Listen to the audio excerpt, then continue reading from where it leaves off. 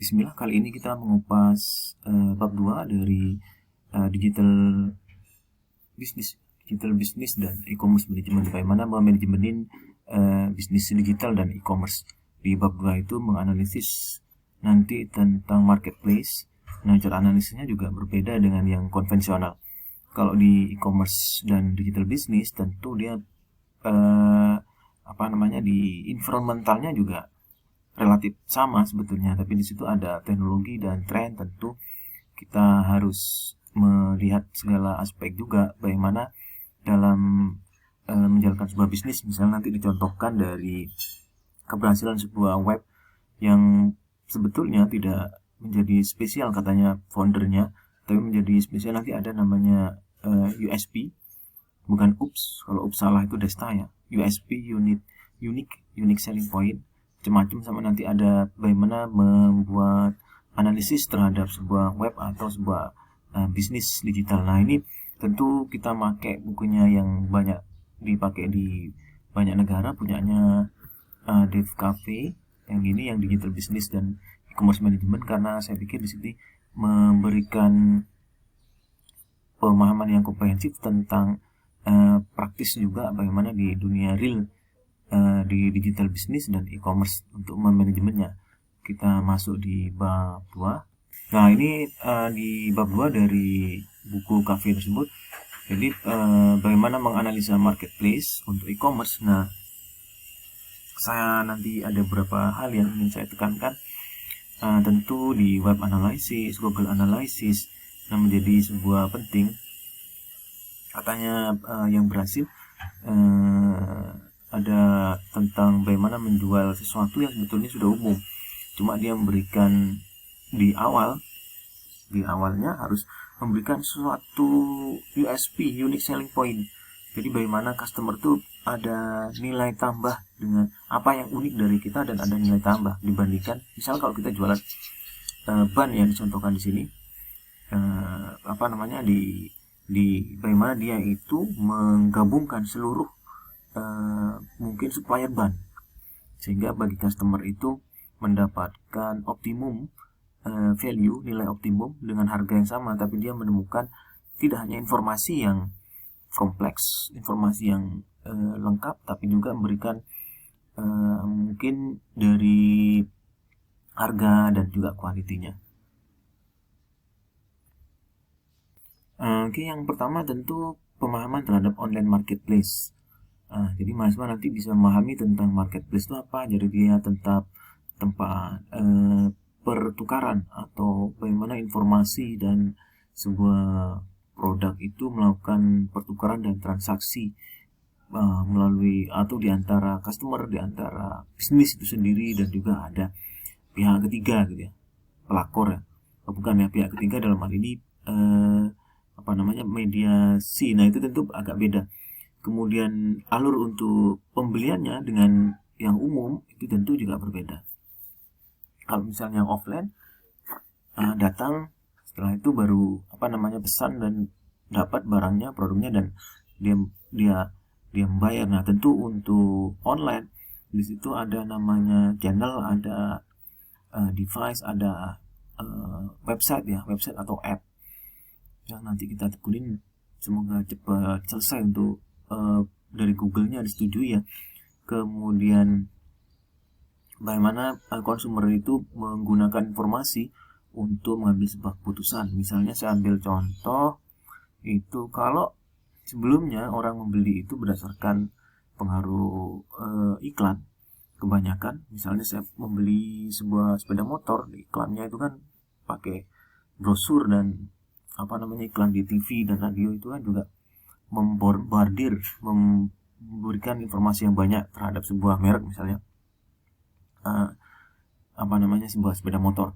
Nah, tapi kalau untuk era sekarang, era digital, orang mempertimbangkan tidak hanya di iklan itu saja, malah peran dari iklan itu menjadi lebih kecil dibandingkan media sosial. Saya ambilkan contoh, begitu dia mau beli sepeda motor di mall, ada beberapa dealer misalnya terkumpul, begitu dia beri ke A, dia memperbandingkan dengan misalnya review atau komen dari follower, dari fan, dari teman, dari banyak media sosial. Nah, tentu berbeda dengan yang marketplace, tentu berbeda dibandingkan dengan yang tradisional tadi. Kemudian destination site itu bagaimana sebuah site atau situs itu atau website atau aplikasi itu adalah tempat tujuan dari customer, tidak dalam bentuk fisik sekarang tapi dalam bentuk digital. Artinya di situ bagaimana membuat customer itu menjadi convert, menjadi nyaman di site, tidak terlalu rumit-rumit. Misalnya begitu masuk di websitenya di sepeda motor misalnya, begitu masuk langsung ini menggunakan engine, kemudian dalamnya engine ada pistonnya. Saya pikir itu nanti ada next page-nya itu yang agak beda gitu.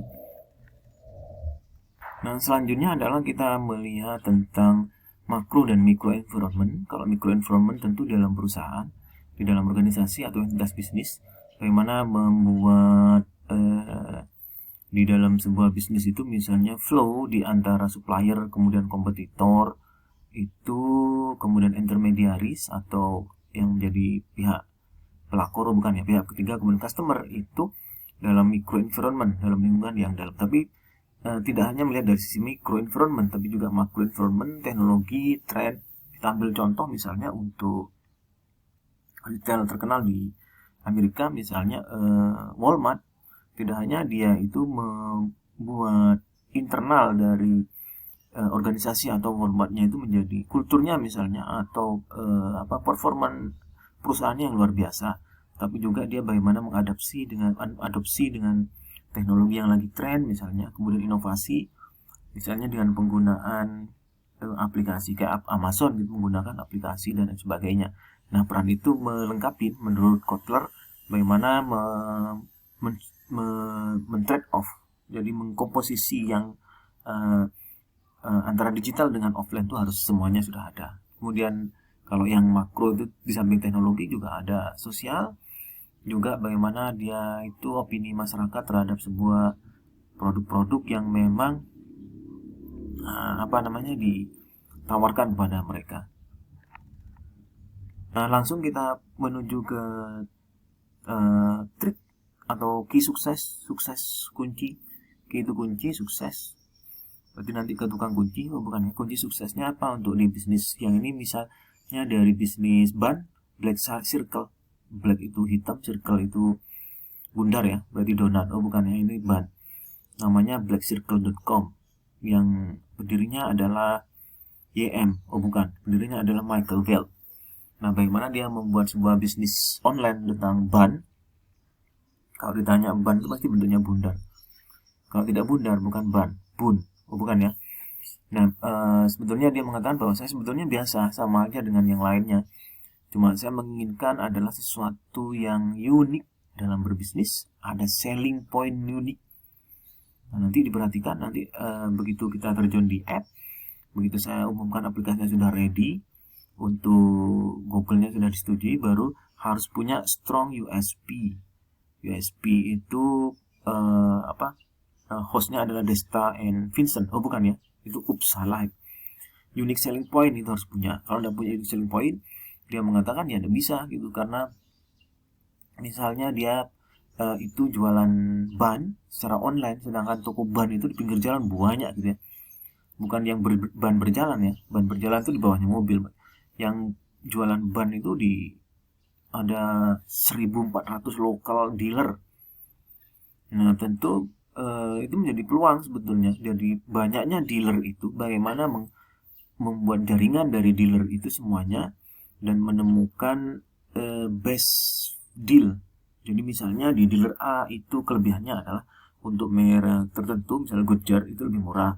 Kemudian di dealer B untuk merek Dunlop misalnya lebih murah, dan lain sebagainya. Nah, tentu bagi customer itu menjadi sebuah USP tadi, unit selling point. Di samping ada USP, apa yang harus dimiliki dari sebuah web atau aplikasi? Kalau melihat dari yang Black Circle ini. Nah, ini blackcircle.com ya. Kalau ada waktu silahkan berkunjung. Nanti ketemu sama Michael White-nya itu, salam gitu dari saya gitu ya. Kalau saya kenal dengan Michael White, tapi Michael White-nya tidak kenal sama saya. Nah, ini dia banyak fiturnya di sana, banyak pilihan-pilihan dari 1400 itu dia rangkum di webnya, sehingga bagi customer yang ingin beli ban tidak perlu datang satu dealer, cukup satu web. Begitu datang di satu web, itu dia tahu mana dealer yang dia kunjungin untuk beli ban yang cocok untuk stylenya dia. Misalnya untuk ban yang lebih soft atau ban yang lebih hard, itu tergantung stylenya. Nah, itu di samping USP apalagi yang dibutuhkan agar sebuah untuk melihat sebuah web atau sebuah app. Nah, di sini adalah bagaimana tentu membuat excellent customer service. Jadi begitu customer itu sudah tertarik dengan web atau app, begitu dia datang, nah itu berarti dia mau menuju ke pembelian. Nah, tentu harus memberikan customer service yang excellent. Customer service itu excellent gimana? Customer service yang tidak hanya membuat convert, tapi membuat lebih beyond, di luar dari ekspektasinya. Nah, bagaimana membuat excellent customer service? Nah, itu yang di micro environment, di internal itu harus menyiapkan semuanya.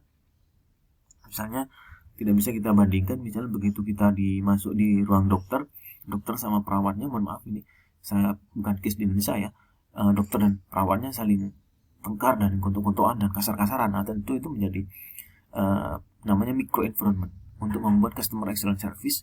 Nah, di samping itu juga butuh waktu, bagaimana kalau misalnya tidak memiliki brand, bagaimana membuat brand awareness itu. Dan tentu di situ kita mempergunakan banyak hal. Nanti bagaimana penggunaan SEO itu search engine optimalisasi, harus menggunakan base search engine optimalisasi, bagaimana mengangkat begitu kita search di Google itu langsung keluar namanya blackcircle.com dan sebagainya. Nah, kalau kaitannya dengan customer satisfaction, tentu yang excellent customer service itu, dari service yang sangat excellent itu sangat luar biasa, itu nanti diminta di feedback dari customer. Apakah Anda merasa puas, sangat puas, tidak puas, atau sangat tidak puas dengan pelayanan yang ada di misalnya Black Circle di situ. Nah, kenapa? Karena itu adalah bagaimana internal dari perusahaan atau internal dari bisnis itu bisa merespon dengan cepat terhadap perubahan yang feedback yang dituangkan misalnya dari customer. Di samping SEO juga bagaimana sosial media. Dan nanti mahasiswa juga belajar SEO teknis SEO, nanti saya kasihkan bagaimana offline, online, terus meta description juga mungkin. Kemudian sosial media, penggunaan sosial media yang masif dan juga tepat sasaran targetnya. Kemudian memberikan beberapa program-program tertentu, misalnya diskon, beli ban gratis mobil, nah itu pasti laku, besoknya habis, lusanya bangkrut. Nah, itu butuh program-program yang memang menarik bagi customer. Kemudian seperti diungkapkan tadi, untuk service quality itu tentu bagaimana selalu minta konfirmasi atau feedback dari customer, apakah pelayanan itu sudah memuaskan atau tidak. Dan setiap saat atau bisa berkala itu kita dari organisasi itu untuk rethinking, reprocessing, dan SOP, misalnya kalau ada di SOP, agar itu cocok dan sesuai dengan keinginan dan kepuasan customer. Kemudian selanjutnya setelah itu berjalan, di service customernya sudah bagus, kemudian brand awareness-nya sudah bagus, sudah memiliki brand, dan tokonya sudah rame ya. Kenapa rame? Kebakar? Oh bukan, ramenya karena customernya banyak datang. Nah, tentu butuh web analytics atau bisa Google Analytics. Pakai Google Analytics bisa, banyak analytics software di situ. Rekomendasi gratis pakai Google Analytics tentang speed, tentang download time dan sebagainya, pakai Google Free kalau tidak salah. Jadi bagaimana nanti mahasiswa belajar Google Analytics, web Analytics, SEO, sosial media tentu, kemudian video, karena video itu menjadi lebih atraktif, audio video lebih more atraktif dibandingkan misalnya dalam bentuk teks saja. Makasih.